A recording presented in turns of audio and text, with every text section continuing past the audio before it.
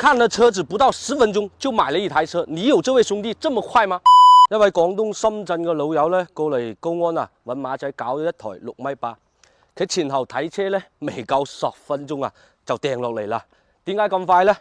講到底啊，就係信馬仔啊，信馬仔個車況好，信馬仔咧肯定啊唔呃人。然後我同佢啊傾咗好耐，我問佢點解會出嚟揸貨車，佢話到咗依家呢個年紀咧，同人哋打工啊係唔可能嘅。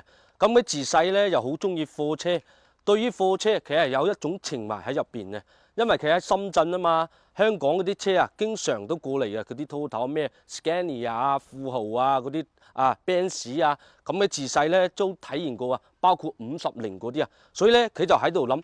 咁我不如出嚟買台貨車同自己打工試下咧，睇下得唔得咧，就係咁簡單咯。好啦，廢話我也不多說啦啊，唔該晒深圳老友對馬仔嘅信任咯。本身我哋廣東人做生意咧就係咁啦，有嗰句咧講嗰句，講到咧做到啊。如果你哋都係廣東啊或者廣西啊，你揾馬仔買車咧，肯定啊冇錯噶。你信我，我撐你。